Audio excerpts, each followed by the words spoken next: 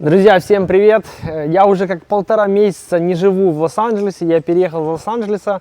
Я говорил о том, что буду переезжать. И вот сегодня я решил вам заснять видео своего комплекса, куда я переехал, как он выглядит. И немножко рассказать мои ощущения от жизни здесь, потому что живу я уже здесь 1,5 месяца. И в принципе этого хватило, чтобы прочувствовать весь вайб и весь прикол жизни вот здесь, да.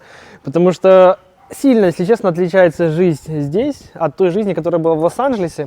Хотя всего лишь это, час езды, даже 50 минут, по сути, от даунтаун LA. Если нету пробок, то это 50 минут. Поэтому, в принципе, это не очень далеко от LA, но это абсолютно другая жизнь, другие эмоции. И вообще у меня сейчас поменялось впечатление о Калифорнии в целом. То есть вот просто из-за жизни в этом комплексе. И поэтому, друзья, всем приятного просмотра и начинаем. Я, в общем, буду сейчас гулять по комплексу, показывать вам, как тут все выглядит. По итогу буду рассказывать, сколько он стоит, сколько обходятся тут всякие моменты, и плюсы, минусы, чем он отличается от всех тех мест, в которых я жил. Хотя, вот, друзья, я уже 5 лет в Калифорнии, 5 лет в Лос-Анджелесе. По-моему, 2,5 или 3 года я вообще прожил в даунтауне LA, да, в Арсине, в этом комплексе. И вот сейчас приехал сюда.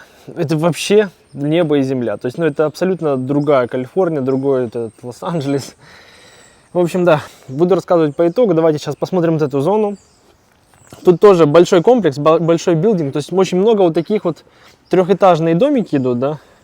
И вот тут много вот таких вот трехэтажных домиков по всему комплексу. Сейчас покажу вам все. Ладно, начинаем. Это первая зона, видите, это бассейнная зона. Тут вот вечером горит огонь, все сидят, отдыхают, не знаю, что там делают. Тут вот столики, 4 гриля идут. Грилей здесь в комплексе очень много, их штук, наверное, 30 или 40. Сейчас вам покажу. Дальше идет вот такой вот бассейн.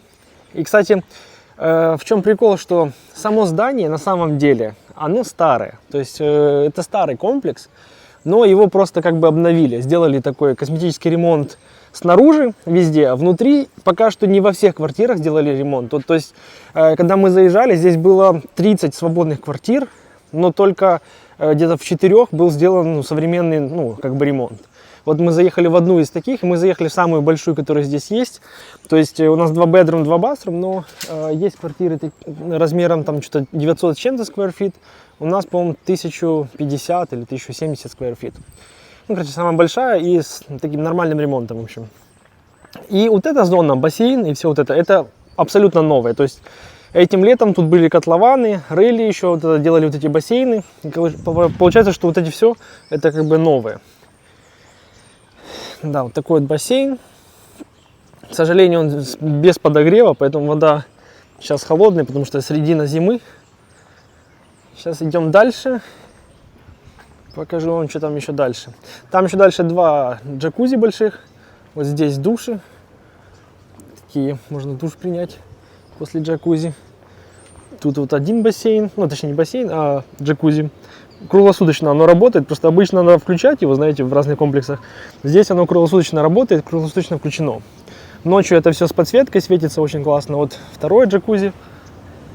И сейчас я хочу выйти вам показать.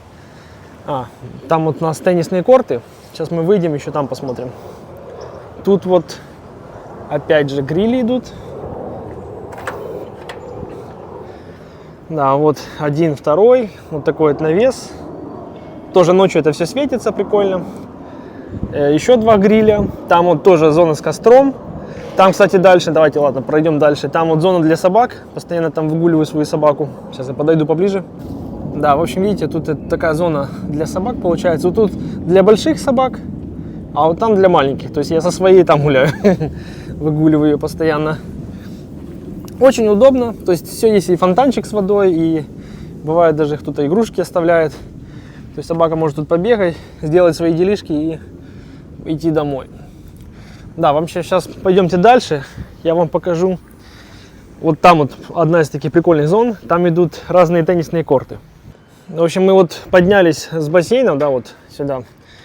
Получается, снизу у нас парковка, и вот тут вот такая вот зона. То есть здесь зона для кроссфита. Видите, всякие штуки для кроссфита. Там вот ту штуку можно толкать, эти переворачивать, на те прыгать. Короче, тут все тяни, бей, толкай, вот такой вот. Да, но тут, не знаю, эта зона, наверное, какого-то, не знаю для чего. Но дальше вот идут 6 кортов для какого-то тенниса, я не помню, как он называется, какой-то американский прикол, я в такой не играю. Ну, короче, пародия большого тенниса, но только уменьшенная. Здесь вот одно поле для баскетбола и 3 кольца для, не знаю, стритбола, наверное. Здесь вот уже поле для обычного тенниса большого. И там дальше, наверное, футзал какой-то, то есть маленький футбольное поле. И, в общем, вы можете приходить, играть в любое время, сколько угодно. То есть это очень прикольно. Вышел из дома, вжух, поиграл. Вот мы в теннис играем тут иногда с папой. Потому что сейчас приехали мои родители, они тоже живут здесь. Короче, кайфуем. Но прикол в том, что я покажу дальше еще. Это еще не все. То есть вот такая зона, есть еще одна с другой стороны здания. Сейчас мы пройдемся еще туда, тоже покажу. Да, на самом деле все очень удобно, все вот такой пешей доступности, да, в комплексе. Везде можно пройтись, прогуляться. То есть даже в самом комплексе можно просто гулять. И в принципе прикольно. Вот, кстати, видите, там женщина идет, это русскоговорящая, мы с ней тоже познакомились. Она тут гуляет каждый день с коляской по комплексу. Причем гуляет она часами, то есть, ну не знаю, по 3-4 часа в день. Постоянно ее вижу. Так, вот получается кончается вот эта зона бассейна. И здесь уже начинается, не знаю как назвать эту зону. Ну, типа какой-то лаунж.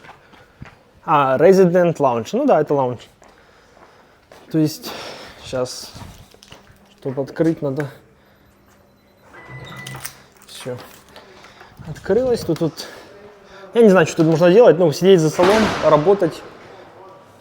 За компьютером, к примеру. Есть тут телевизоры, раковина зачем-то. Холодильники какие-то. Давайте глянем. Ну, это, наверное, чтобы, когда барбекю делаешь, вот, например, в бассейне, да, там, то, наверное, тут подготавливать все это. Пойдемте дальше посмотрим, что там еще есть. Тут еще комната не готова, тут будет комната посылок. А здесь начинается тренажерка. Это одна из, то есть их тут несколько. Ну, на самом деле такая более-менее нормальная тренажерка. Есть достаточно оборудования разного. Тоже такая зона небольшая для кроссфита. И пойдемте дальше.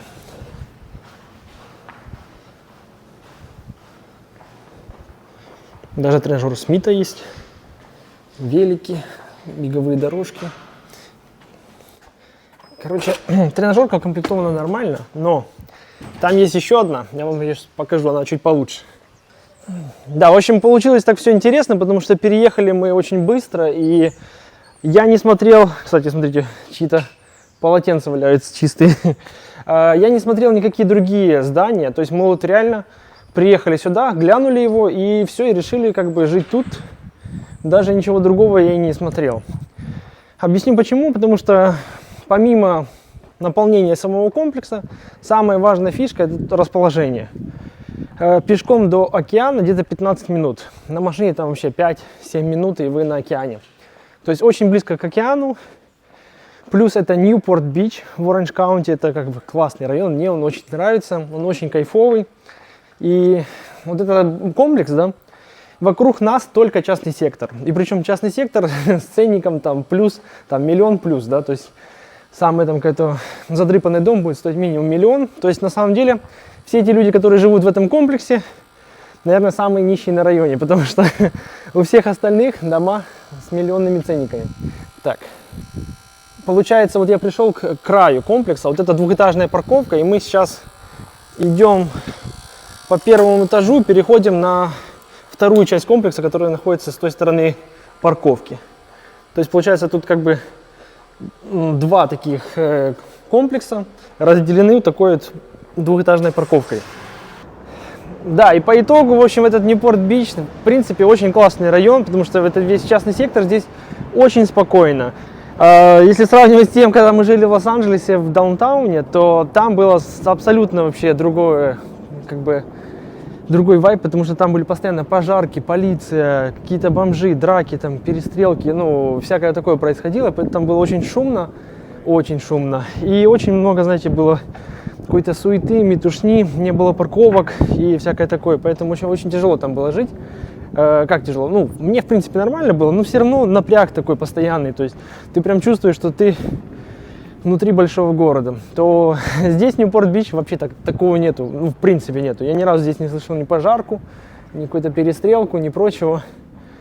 Поэтому, ну, реально абсолютно другое ощущение жизни здесь. И даже, я бы сказал, оно больше похоже на какую-то флоридскую жизнь.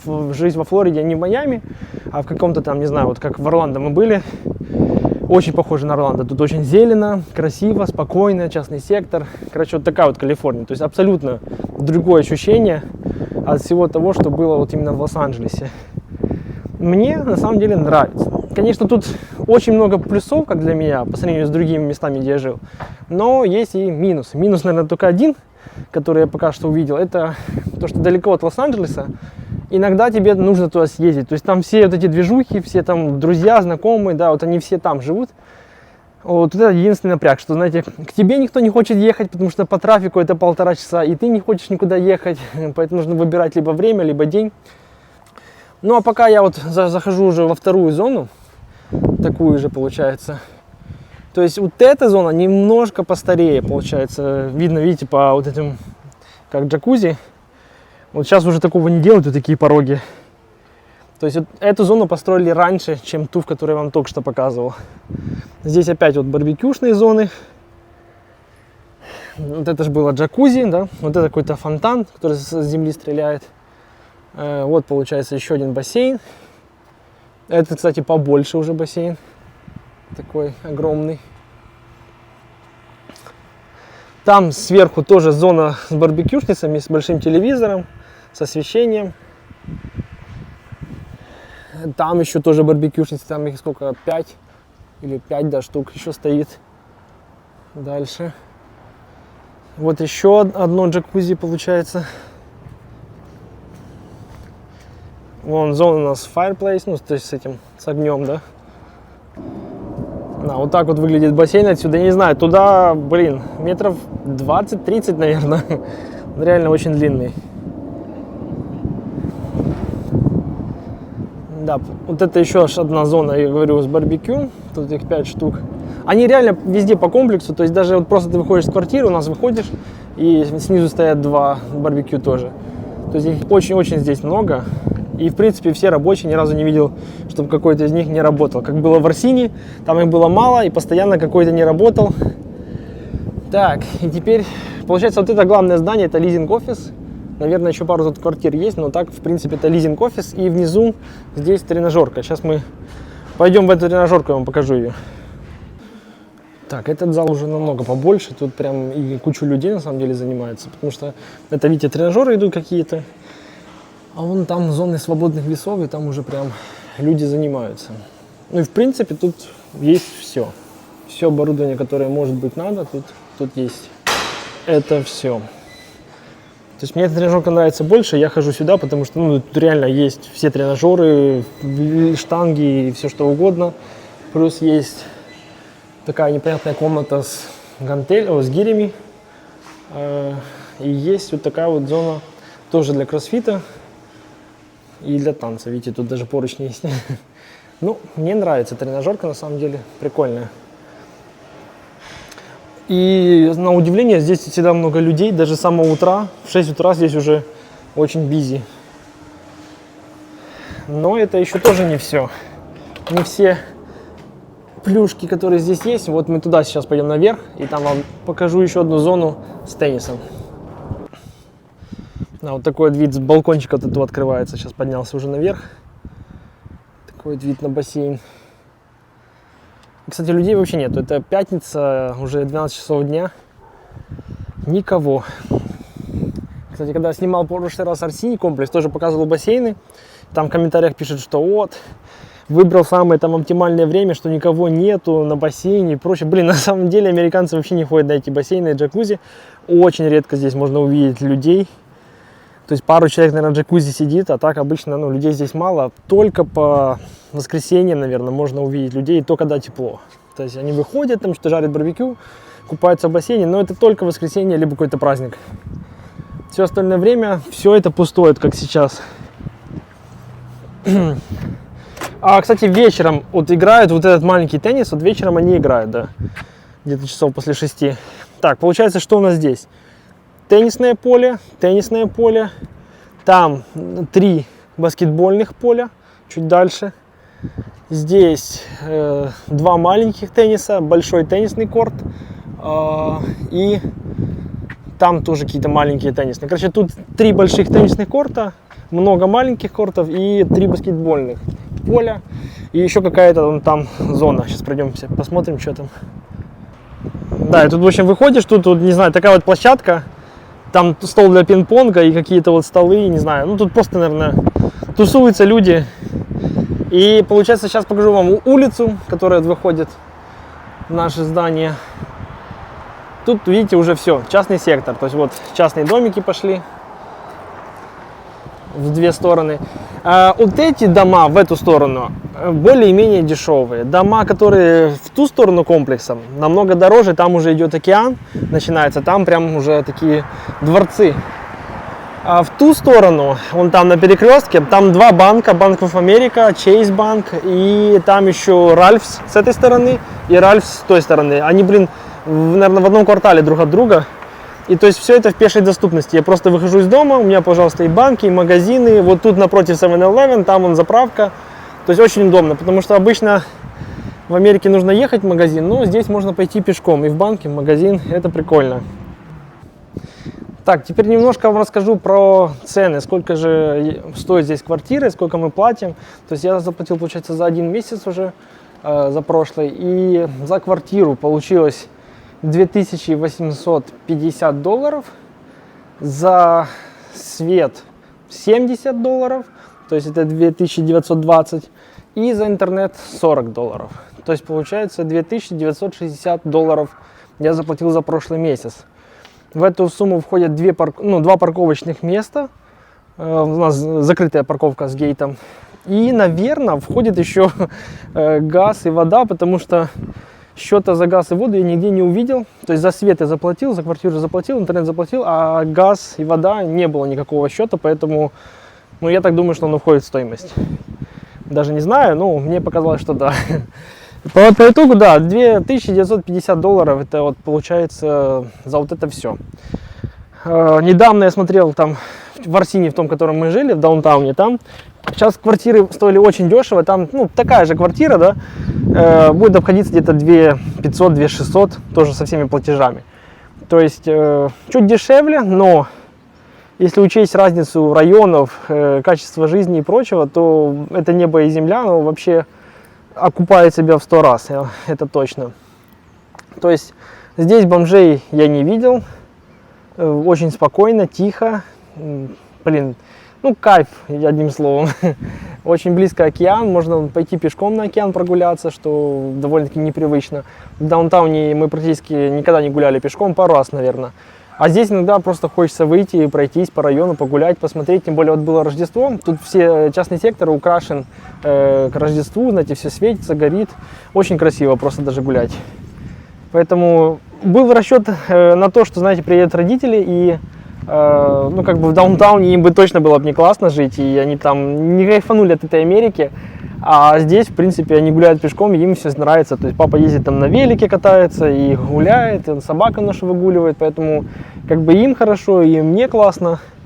Еще учитывая то, что я не работаю, то я вообще живу как на отдыхе каком-то, на курорте, то есть кайфую, успеваю насладиться тем, что есть вокруг, в общем.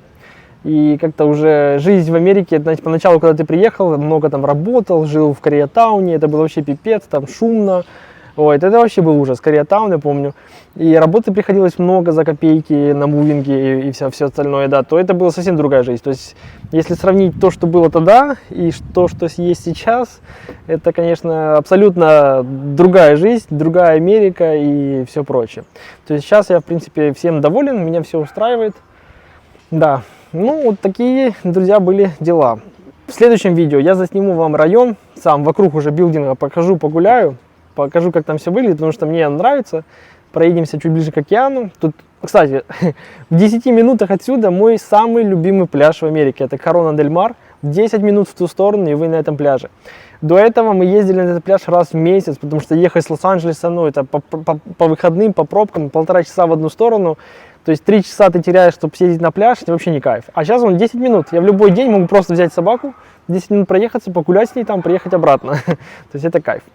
Ну ладно, друзья, буду прощаться. Увидимся в следующем видео, где буду гулять по району. Засниму, покажу вам. Думаю, вам понравится тоже. Так что всем спасибо за просмотр. Увидимся в следующем видео. Всем пока.